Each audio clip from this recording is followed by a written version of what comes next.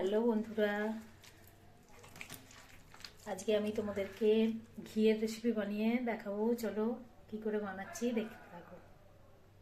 আমি এটা দুধের সর তুলে রেখেছিলাম, তো এইভাবে দুধের সরকে জমিয়ে আমি ঘি বানাই। তো আমাদের দুধের সর খেতে চায় না, তাই আমি এরকম তুলে রেখেছিলাম। তো এটাকে এখন হাতে করে এরকমভাবে মুথে নিতে হবে।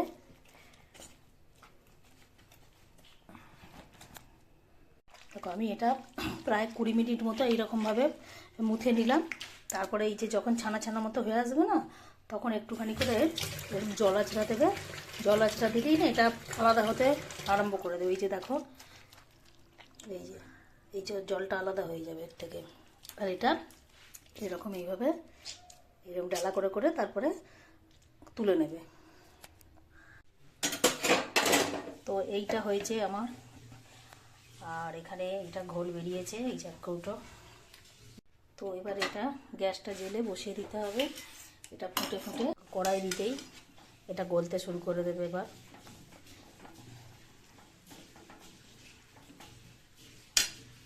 এবারে মিডিয়াম আঁচে এটা এখন ফুটতে থাকবে। তো চলো, আমি এখন লেবু পাতা নিয়ে আসি গাছ থেকে।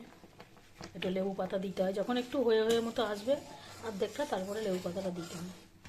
তো দেখো, আমার ঘি প্রায় হয়ে এসছে। আসলে ওপরে এত ফেনা হয়ে গেছে, বুঝতে পারা যাচ্ছে না। এখানটা ঠান্ডা হলে এটা চলে যায় ফেনাটা। এই যে এইগুলো কালো কালো হয়ে গেছে, মানে ঘি হয়ে গেছে।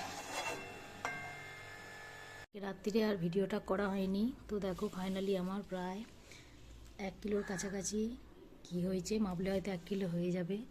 তো খুব সুন্দর গন্ধ হয়েছে। তোমরাও বাড়িতে দুধের সর জমিয়ে এরকম ঘি বানাতে পারো, একদম অরিজিনাল ঘি তৈরি হবে।